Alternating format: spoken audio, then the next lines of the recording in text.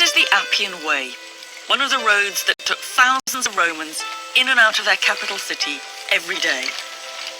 Young and old, rich and poor, clean and dirty. And it's where I want to start, asking a question that really interests me.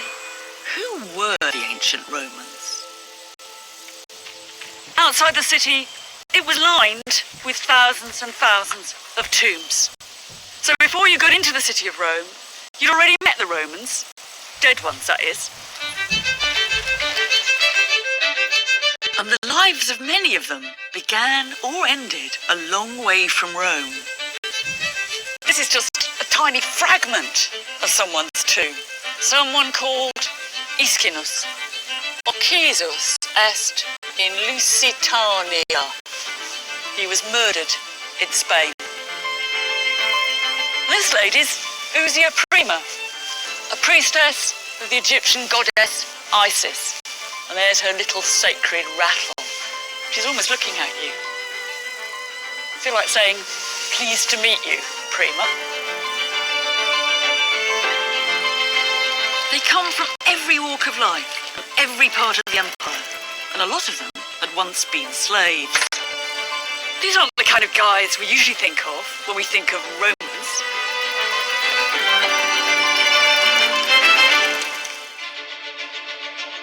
These Romans all lived at the centre of a vast empire that stretched from Spain to Syria and which dominated the Western world for over 700 years. Like it or not, ancient Rome is still all around us, in our roads, laws and architecture. We keep on recreating it in film and fiction, and every year thousands of us trek here to see its monuments up close, to imagine the emperors and the armies, the gladiators, and let's be honest, the Gaul. But hidden all over the modern city, in its walls, behind the facades, even under its streets, is something much harder to find, but just as captivating. The forgotten voices of the ordinary people. They're still there, if you know where to look. Calidius Eroticus means Mr. Hot Sex. This is a Roman ménage à trois. This wasn't just a mugging, this was mass murder. The Romans didn't just carve their names and dates on their tombstones. Keen never to be forgotten, they left their thoughts, their achievements, even entire life stories chiselled into stone. It's a unique record of real Roman lives. I've spent most of my life with the ancient Romans, and not just the big guys. The emperors, the politicians, the generals, the posh ones.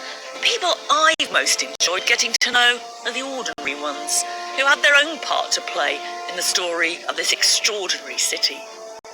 And what gets to me every time is that we can still have a conversation with them, even 2,000 years later. In this series, I'm going to get their voices speaking again, to piece together a very different story of life in ancient Rome. I'll step behind the doors of their homes to meet flesh and blood Roman families whose lives and possessions can reflect our own in surprising ways. This is something a bit special. She's not just Barbie, she's Empress Barbie. I'll go down into the streets where the dirt, crime, sex and humour in everyday Roman life shows us what it was like to live in an ancient city of 1 million people. Baths, wine and sex, he said, ruin your body. True. But they're what makes life really worth living. But I'll start by telling the real story of Imperial Rome, looking beyond the violence and spectacle to find a global city which reached for talent and treasure from the far ends of the earth, a place where everything and everyone was from somewhere else. These are the Romans I'm interested in. Welcome to my Rome.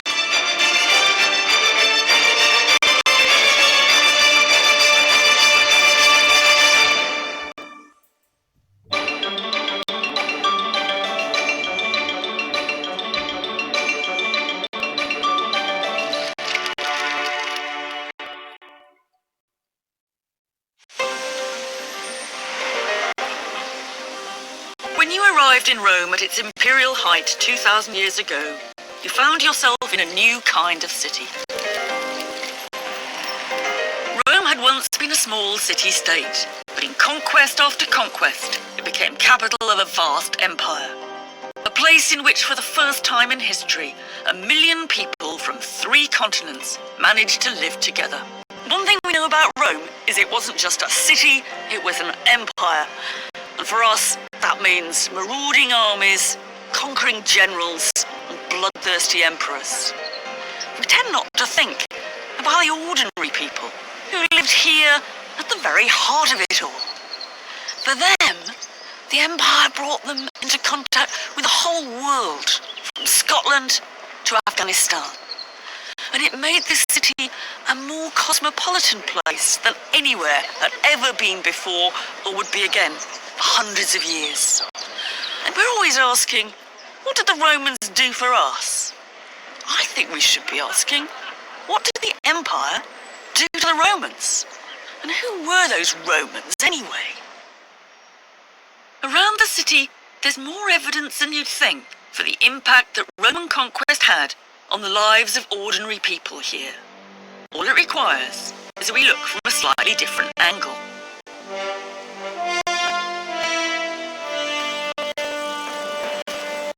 One of the most famous monuments in the Forum celebrates the moment when one conquering army came home.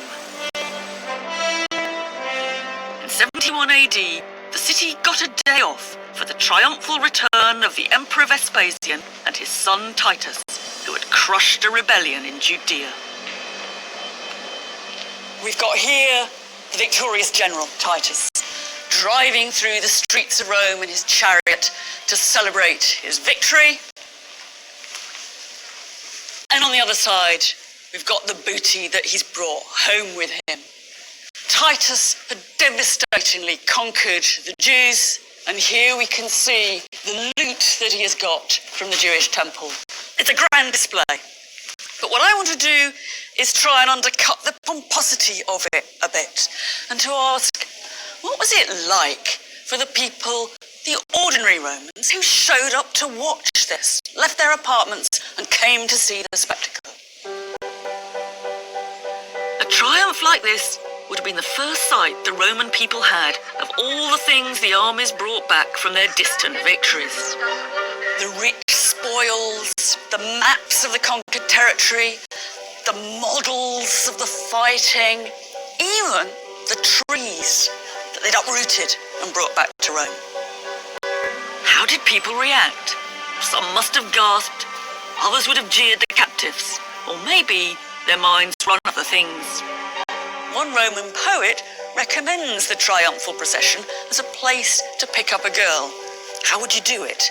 Well, he says, watch the stuff go past, nudge up to her and say, oh, I think that's the Euphrates there, and that's the Tigris over there. You don't have to know, he says, you just have to sound confident. And then you'll make your own conquest. It's a good joke, but it also hints at the way Roman lives could be changed by the spoils coming back from the empire. This girl can't have been the only person who found all this pretty strange, but also exciting. So what did the Roman armies bring back from the empire? The import that made the biggest impact is one we don't think about often enough: human beings. These are forgotten people, but if we take the time to listen, we can still hear the voices of some of the millions who followed the Roman armies into the city for all sorts of different reasons. This is for my brother, Habibi Anu from Palmyra. I'm Germanus, Regulus's mule driver. This is for Diocles, champion chariot racer from Spain.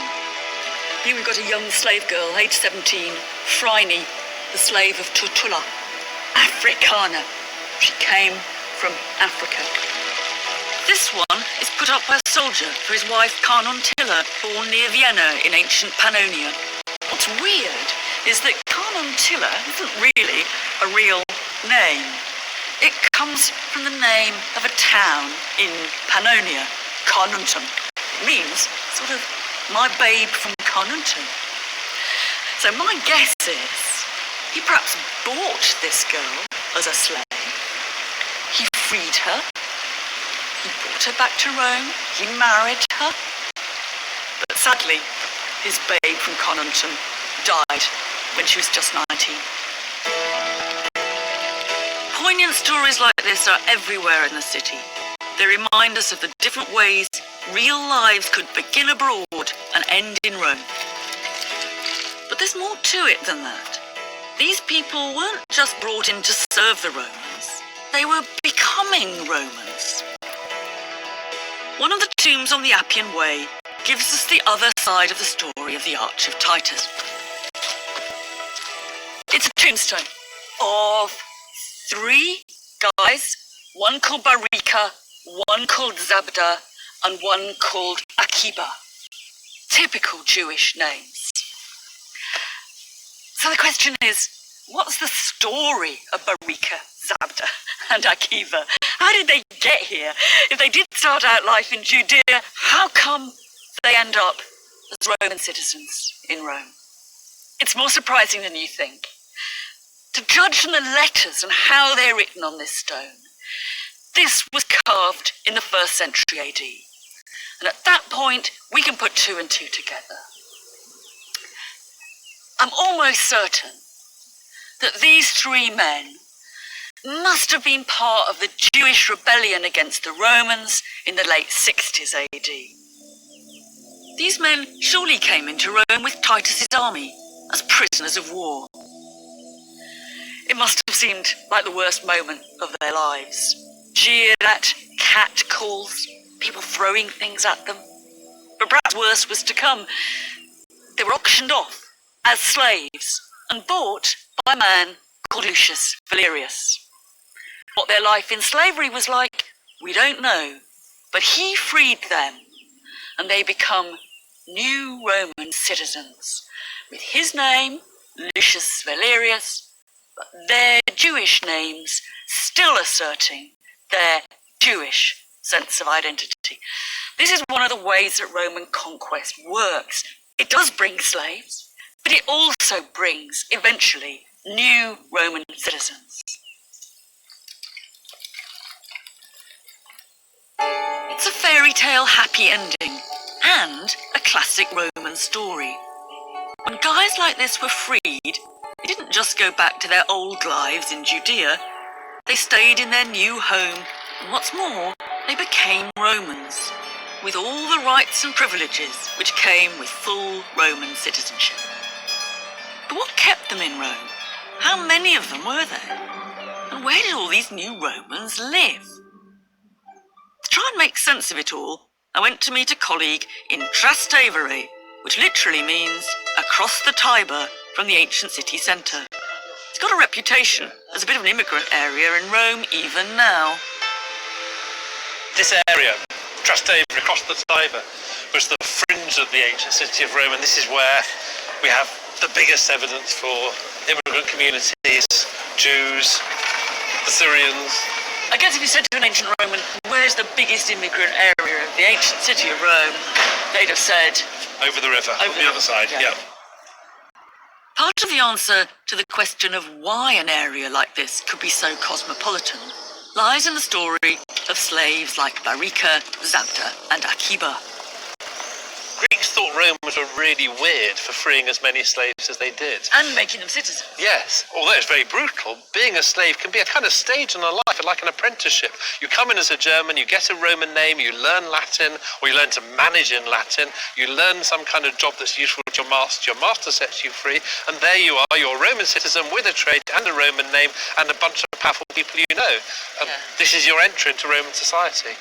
Now, multiply that by hundreds of thousands of slaves being freed, and you can see that the whole ethnic nature of the people who call themselves Roman citizens is really changing very quickly. Roman is a kind of vocation, it's a movement into which other people are drawn.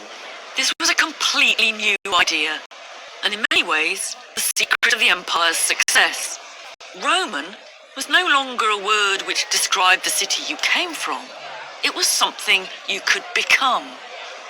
Almost everyone in Rome was descended from someone who arrived from outside, not just ex-slaves. People coming in to work on the docks, builders, prostitutes, peasants who come into Rome because they think that they can eat there because they can't eat at home. So this huge sort of chaotic mix of people who arrive not knowing anybody. These were journeys into the unknown, and into a place where there was no guarantee you would survive. And oddly, that was one reason that Rome welcomed people in. Any city the size of Rome has to have immigration because the number of people who die in it greatly exceeds the number who are born. Rome's a malarial city in antiquity. So people come here who don't have any immunity, they catch the disease, they're dead within years. So just to keep Rome the size it is, it needs to constantly top up the population. Rome is swallowing people. It's actually, it's a city which consumes people and spews them out of date. Perhaps we should stop thinking of Romans as a nation, a master race who conquered the world, and think instead of a babel of rootless people piled up together a long way from home. And no doubt hoping for a brighter future. Because for foreigners, Rome wasn't all doom and gloom. Sometimes, I guess, people would have come to Rome just to seek their fortunes. This is an epitaph written in Greek of a man who's said to have been always laughing, always having a joke, and really good at music. He might have come as part of a band, I guess. And actually, the stone tells us that he came to the land of Italy ex-Asies, from Asia. That's modern Turkey.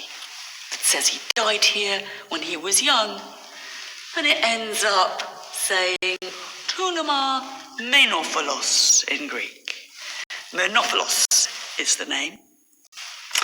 Now, Rome might have consumed people. It might have been a dangerous place. It might have been disease-ridden and dirty.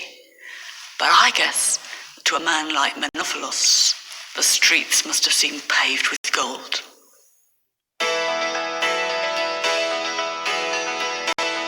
And not all immigrants in Rome were at the bottom of the heap.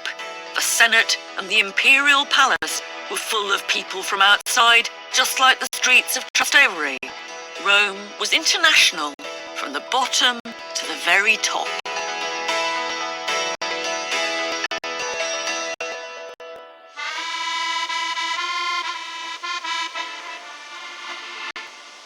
Increasingly, this city belonged to the likes of Menophilos.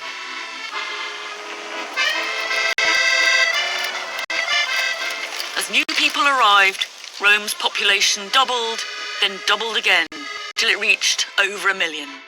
There was nowhere in Europe bigger until Victorian London. We think of Rome as a very old city. But 2,000 years ago, this place was brand new.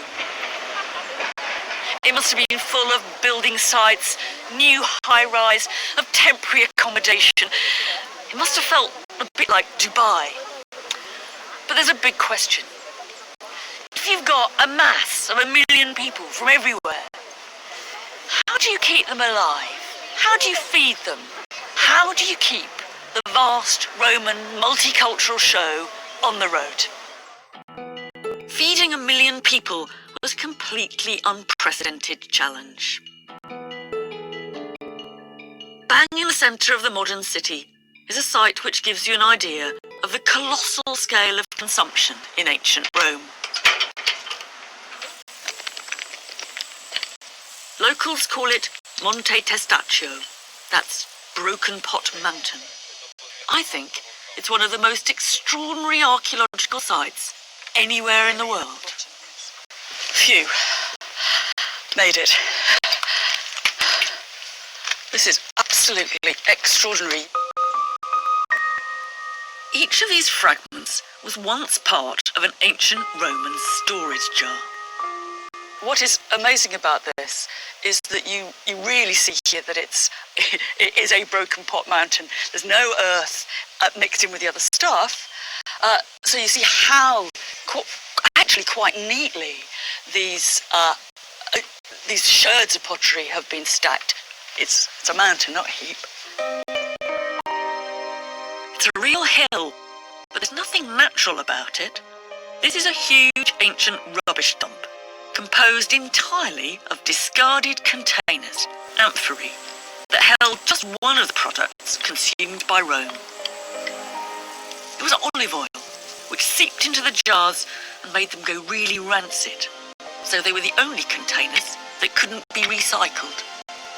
Poor old amphorae had taken off to be pickaxed up and made into the mountain, and the olive oil that was in them gets everywhere.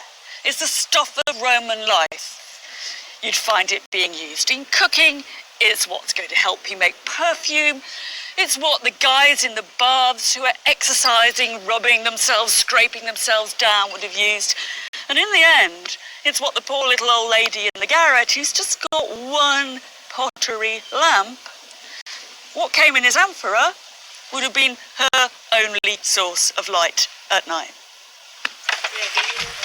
It's no exaggeration to say that Rome ran on olive oil. This place gives archaeologists a great opportunity to work out how it got here. It came in massive quantities. That's a place. This must have been what? Originally... Even larger. Even larger than Yeah. that. You know, and that's, Very heavy. they say 30 kilos when they're Empty. empty. Yes. That's So- my suitcase when it's full. Is this amphora when it's empty? Empty, yeah. And what's amazing is that you can often find out exactly where the oil came from. We know that it's ARVA. It's Arva is a town called this way in the shores of the Guadalquivir. So that's linking that Dutch precise chart to a site in the southern Spain. So, Roman town, southern Spain. The guy who's making this amphora is stamping it with his town's name, saying, this is a product of Arva. Yeah. According to these trademarks, almost all the oil in this mountain was coming from Spain and a bit from North Africa. Today, Italy is famous for its olive oil, but in ancient times, they were importing most of it from somewhere else. The fascinating thing about this mountain is the way that you can start to piece together little life stories of these pots and their contents. It gets down to the coast in Spain, gets loaded onto boats.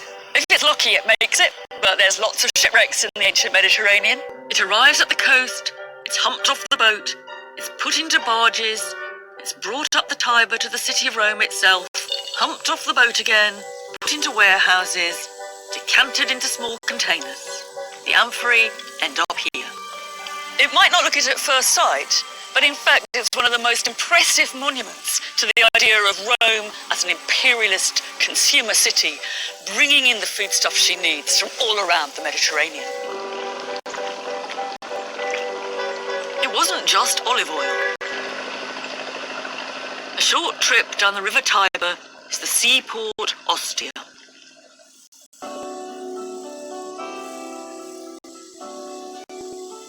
Today, Ostia is one of Rome's best-kept secrets, and it helps us discover what Rome was importing from where.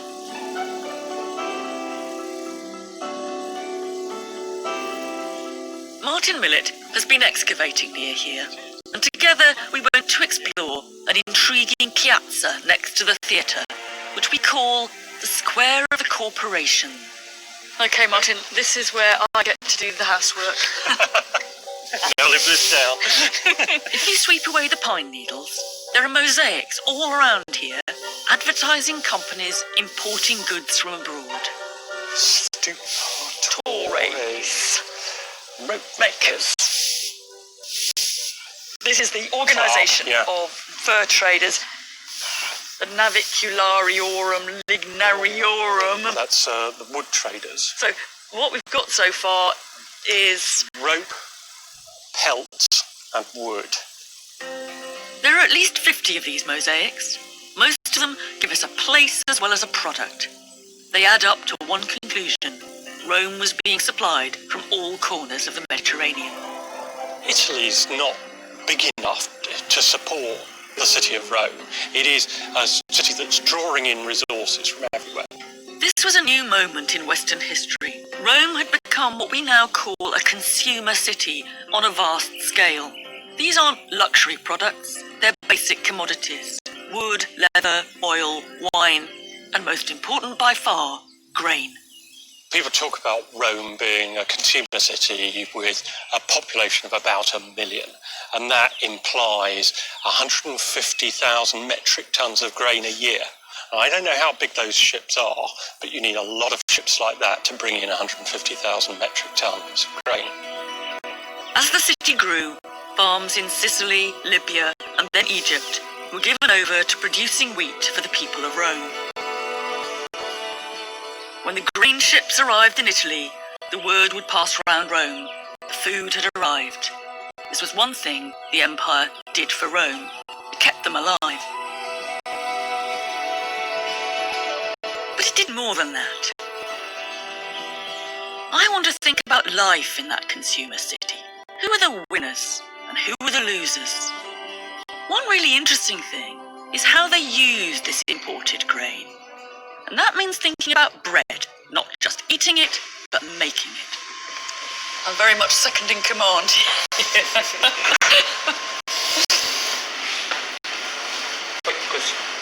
Okay, so I'm now being trusted with the action.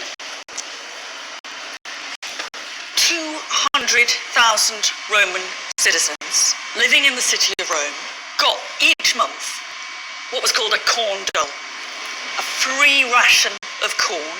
That means about 35 to 40 kilos of corn, which is enough to make bread for a month for about 2 people.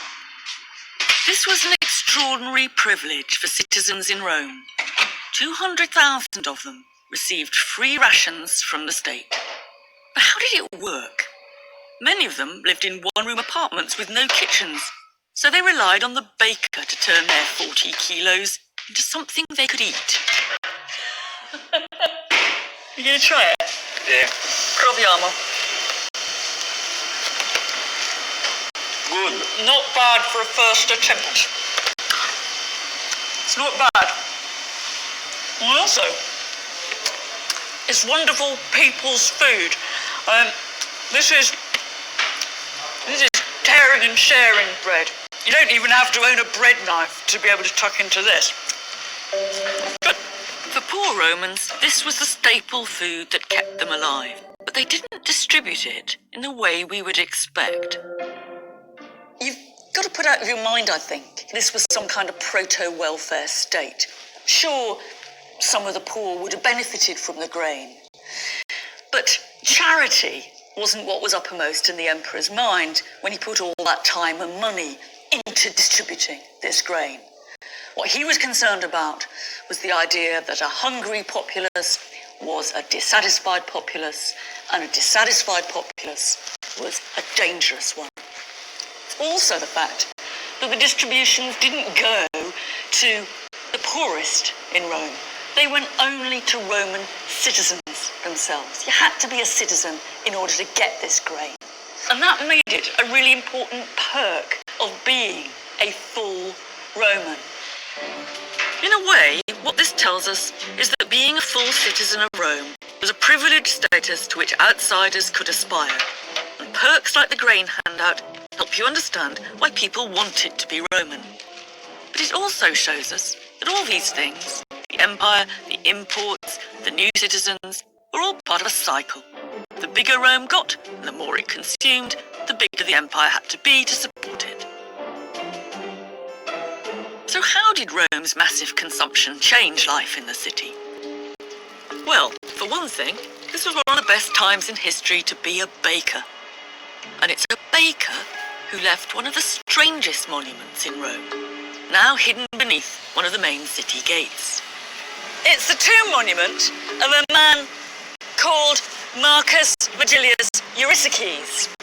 He's almost certainly an ex-slave. and he was a baker and a contractor. He must have made a whole pile of money in that job, otherwise he wouldn't be able to afford a tomb like this.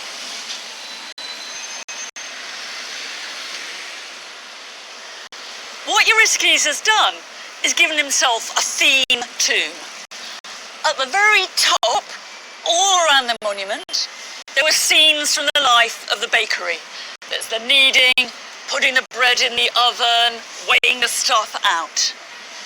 And even these rather strange circles and columns underneath will be instantly recognisable to a Roman as bakery equipment.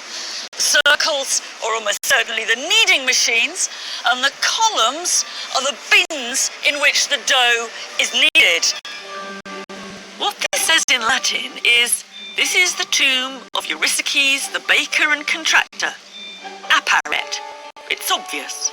Or what I think we'd say, this is the monument of the baker. Get it?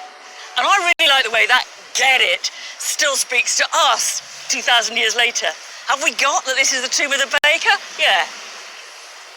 Eurystheus could joke because things had gone pretty well for him.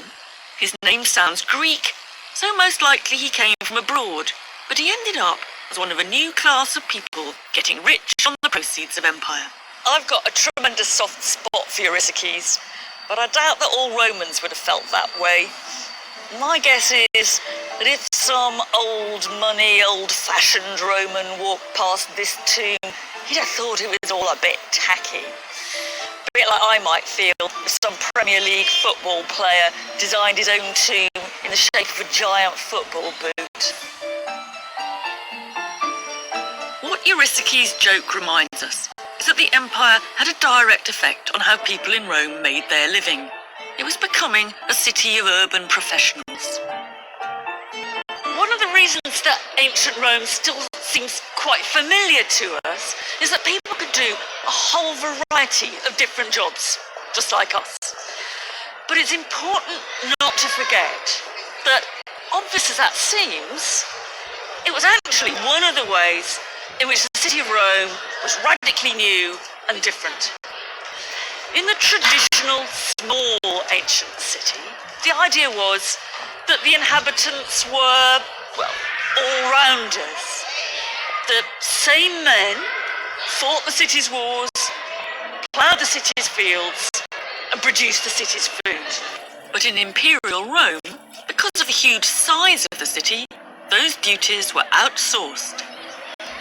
The food now came from overseas. It wasn't made by local farmers. And the armed forces that were stationed around the Roman Empire, they weren't just citizens doing their military duty, they were making a career out of the military.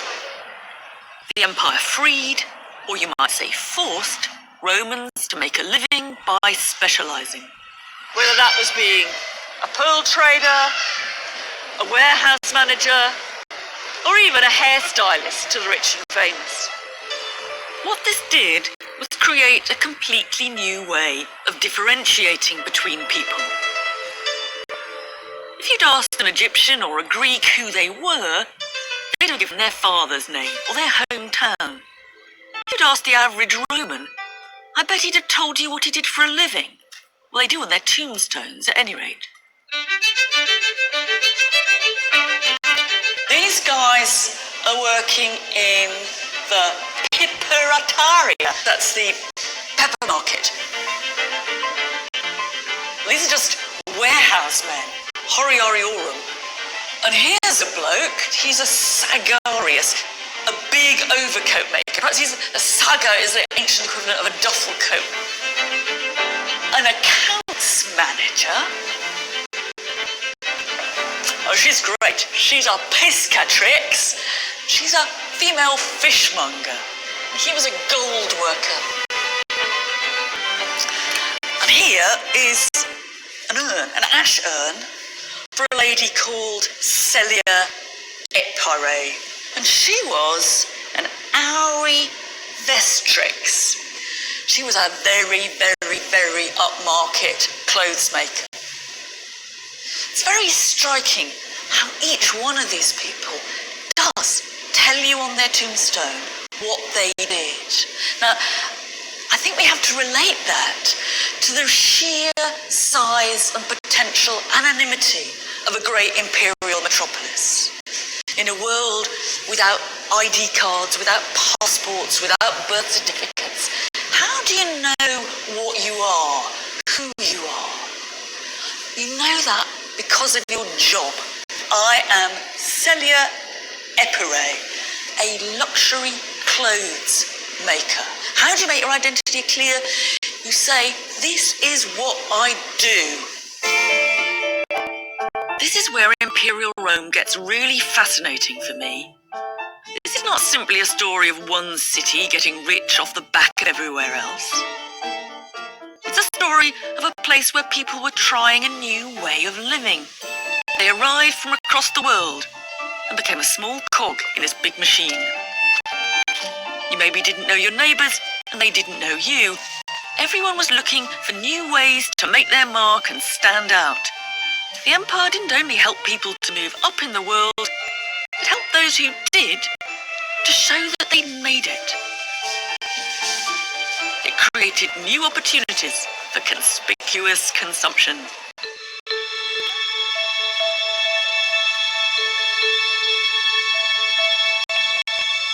The empire gave most people in Western Europe their first experience of pepper, lemons and cherries. One po-faced Roman complained that cooking had gone from a mere function to a high art. The empire transformed the sensory experience of the city. There were new smells, new tastes, new colours. And nowhere is this clearer than in the elaborate paintings many better-off Romans put on their walls. In Pompeii is perhaps the most famous Roman painting of all. Pretty strange scene, phallus appearing, and some female suckling a goat. But it was probably the colours that would have dazzled an ancient visitor as much as the racy subject matter. Now, we mustn't make the mistake of thinking that the poor old Romans lived in black and white until they started conquering the Mediterranean. Of course, there were all kinds of local minerals and plants that would give them pigments for paint. But as time went on, they got more and more interested in the special bright colours that you could get from their far-flung territories. Now, this here is one of the best candidates there is for real red Spanish vermilion, lovely lustrous red. I think we have to imagine that if you came to dinner here and the generous host started showing you round, he might have come and said, now this lady here is whipping this one because, etc., etc. But he might have said, it's a really lovely red, isn't it? Actually, it's Spanish vermilion, specially imported all the way from Spain. I paid for it as an extra myself. We live in a world of cheap, bright synthetic colours, but the Romans didn't. In Rome, bright colours smacked of a kind of luxury that only came from abroad, and the desire for them created an even more niche range of jobs for ordinary Romans on the make. This is a guy who was really keen on what he did. He put up this tombstone when he was alive, vivos fecit, for himself and for his family. And he put on it symbols of the tools of his trade. Now, he worked as a dyer in the dyeing industry. And you've got here little flasks in which his dye went, scales in which he measured out his ingredients, and the skeins of material that he dyed. But he wasn't any old dyer. At the top, he tells us his name, Gaius Pupius Amicus Purpurarius. He was a dyer of purple. In Rome, purple was special. It came from the eastern Mediterranean, and it was extracted from tiny shellfish.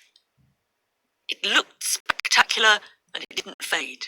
It was not only expensive, its use came to be regulated by law. If you saw a man in the street wearing a toga with a broad purple stripe, you'd know that he must be a senator. one of the political elite, and the only person later on in the Roman Empire who was allowed to wear clothes completely of purple was the Roman Emperor himself. It's kind of colour policing. It's a bit like as if Queen Elizabeth II was the only person in the country who was allowed to wear pink. But it tells you quite a lot about Rome and the Roman Empire. That this one very visible marker of political and social status should have been the product of something that came from the far eastern side of the Mediterranean. No wonder Gaius Pupius Amicus was proud of being a purpurarius. The story of colour isn't just a story of luxury.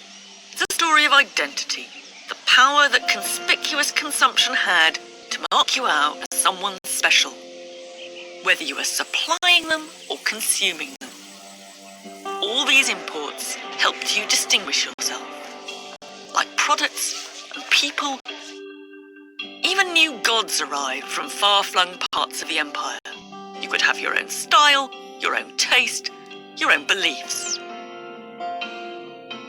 But let's not get too carried away by all this exotic stuff that the empire offered up. What the foreign purple on the senator's toga tells us is that you could be completely foreign and absolutely Roman at the same time. The Romans had a way of thinking about other cultures that is quite unlike our own.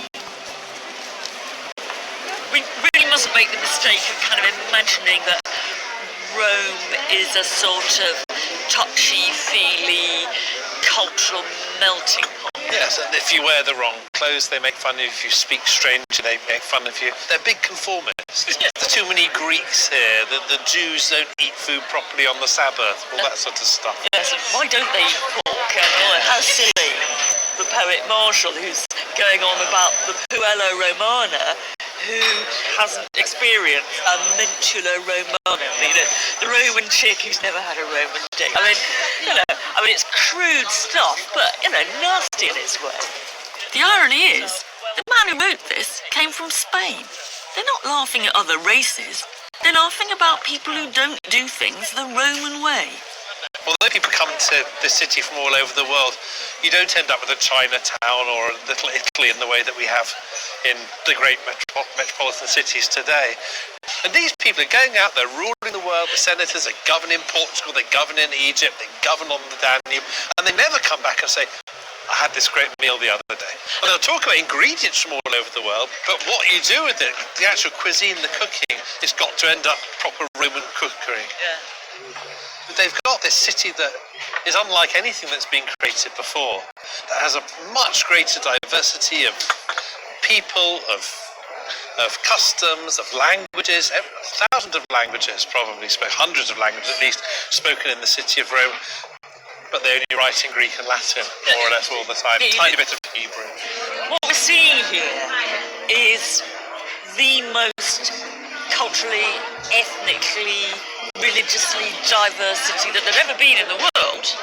But the way they're doing multiculturalism is quite different from the way we do multiculturalism.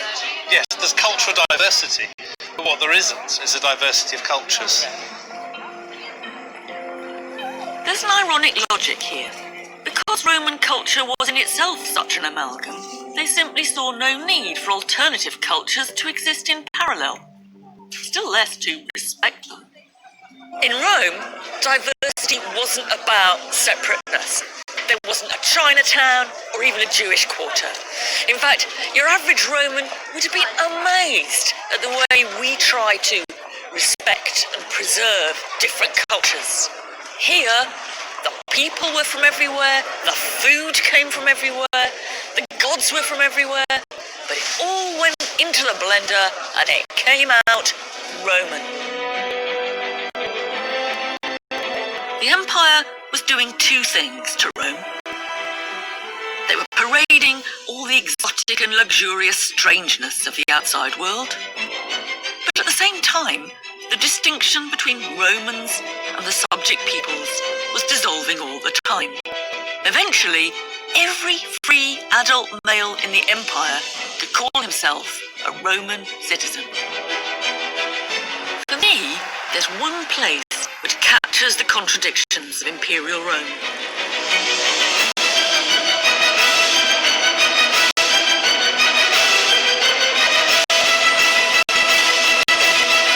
There was a people's palace here. It was the Colosseum.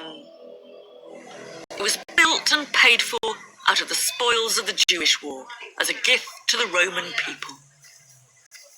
But one thing's for sure, some of them had to climb a lot of stairs.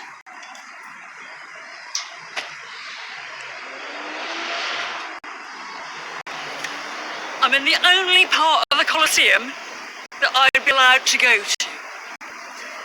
Women, slaves, and other undesirables in the Roman world had to be up on the gods.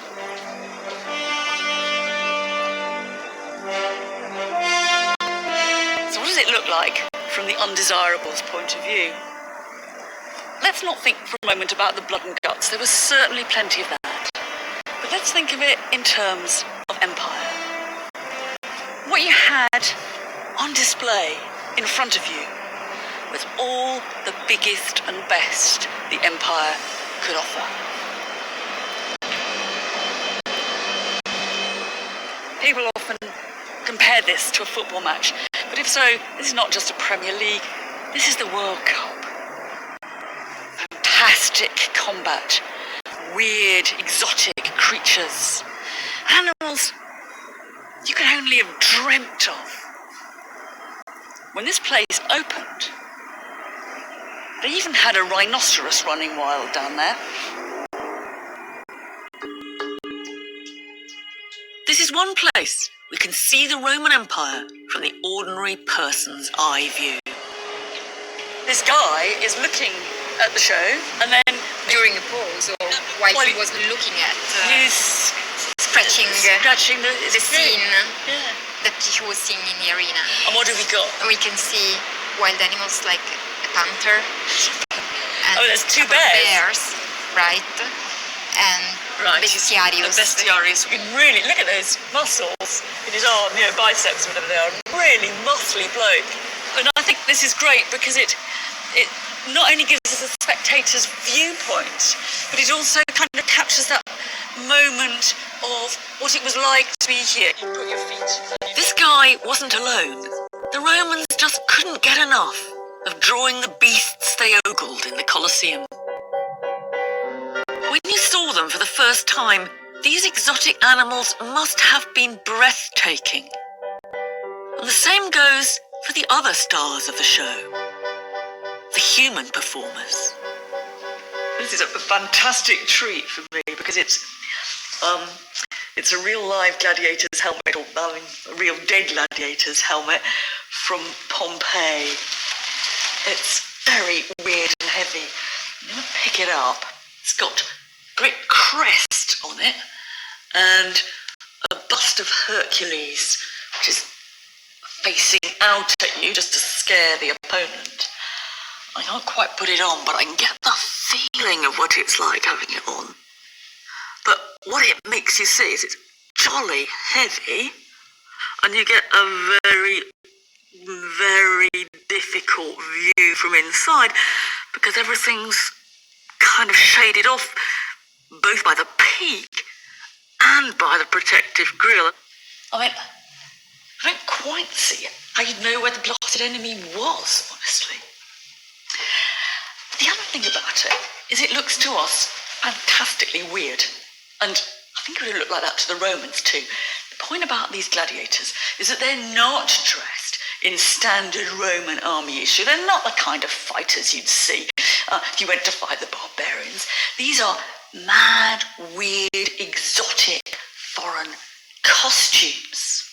They're meant to exude the mysterious outside world and all the violence that there might be in it.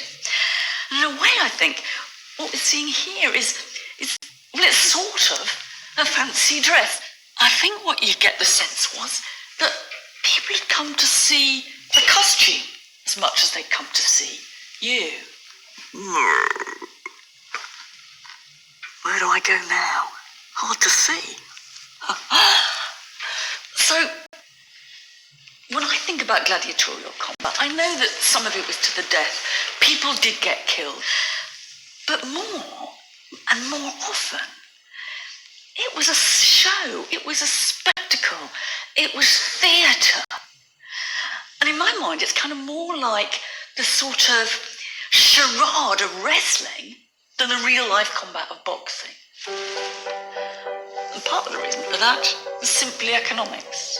You've got hundreds of gladiators, they're extremely expensive. You don't want them killed off too often. Bit of a disparity of size here, but I'm afraid Thrax is out. Whoops. We have a victorious Murmillo. Congratulations. To the Romans, gladiators represented a violent fantasy of the outside world, fighting in their midst. But there's a fascinating irony in the real origins of the men behind the masks. I've got a wonderful drawing, an old drawing here. The original stone has long ago been lost, but it's a tombstone of a man called Marcus Antonius Exochus, who tells us he came from Alexandria to fight in some gladiatorial games put on by the Emperor Trajan.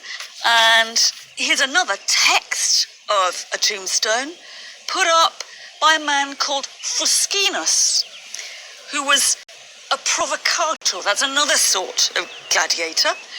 This tombstone's in Greek, and he tells us that he was an Egyptian. These gladiators came from the same wildly different backgrounds as everyone else in Rome, but their real stories were much more mundane than the exotic roles they were forced to play in the arena. It reveals the kind of smoke and mirrors aspect of all this, because underneath all that, some gladiators were pretty domestic, or they certainly ended up so. They finished up, perhaps long retired, longish life, wife and kids. One of the nicest ones is a man here who lived to the age of 45. He'd come from Tungria, he was a Belgian, but the tombstone is put up to him by his wife and little Justus, his son. And even Exochus, exotic as he looks, seems to have ended up life, to judge from his name, as a Roman citizen. He presumably retired and lived out his life somewhere in suburban Italy. A bit like Marcus Antonius Exochus of Tunbridge Wells. An Egyptian playing the part of a Thracian warrior, then settling down as a Roman family man. To me, that's Imperial Rome in a nutshell. The Colosseum dramatised this frightening, thrilling idea of Rome and the outside world. It's all violence, confrontation and strangeness. The truth is that the real empire was not just fighting in the arena, it was sitting in the seats. There are places in the Colosseum reserved for the Gaditani, people of Cadiz in Spain, for an African senator and a Gothic chieftain. In reality, the fearsome barbarians had become Romans and were watching the action like everyone else.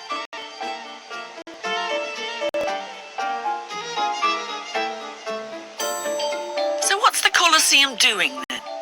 At one level, it's showing the people of the city what they get from empire. But in a deeper sense, it's showing them that they fit in. If the people who are killing each other in the arena were stereotypical foreigners, then by implication, if you were watching them, you were a Roman.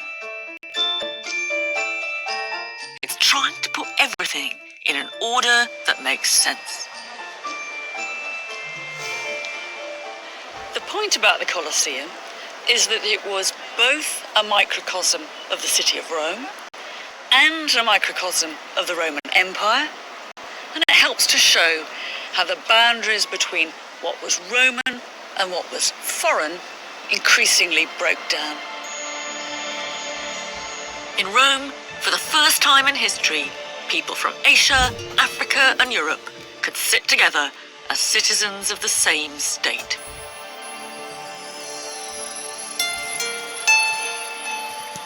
Rome was the first global city, and it contained in it all the contradictions that global cities have had ever since. It was diverse, but it wasn't tolerant. Foreign enemies were crucified, enslaved, and forced to fight in the arena. But equally, foreigners could rise to be emperor. The point is, the distinction the empire made was not between Romans and foreigners, but between those who resisted and those who joined in. The key question in our story is, what was it like to live in the world's first city where almost everyone came from somewhere else? There must have been plenty of people who felt very far from home, rootless. For some, there were profits to be made and success to be had, and an exciting, even if bewildering mixture of new ideas, different cultures, and different religions. Whatever you'd been back home, in Rome, you could reinvent yourself. It's not hard to imagine the fears and anxieties of those ordinary Romans, wherever they were from. How do I fit into all this? Who knows who I am? Who's going to remember me when I'm dead? Perhaps that's why they were so keen to write their stories onto their tombstones. They're deliberately speaking to you and me. Oh, this guy's really having a conversation. Stranger, he says. Hospes. Hang on a minute. Resiste. Stop here. Take a look down to your left. That's where my bones are buried. My ossa. I was a good man. I was a kind man. Misericordis. And I was a lover of the poor, and mantis pauperis. Please, traveller, please, Viator, I beg you, don't mess with my tomb. And the name of the guy is Gaius Attilius Euhodos, the ex-slave of a man called Serenus. Euhodos sounds Greek to me, and he tells us what he did. He was a Margaritarius. He was a pearl seller. That's who's buried in this tomb. Traveller, he says, Viator, on your way now. Goodbye. Wale. Wale.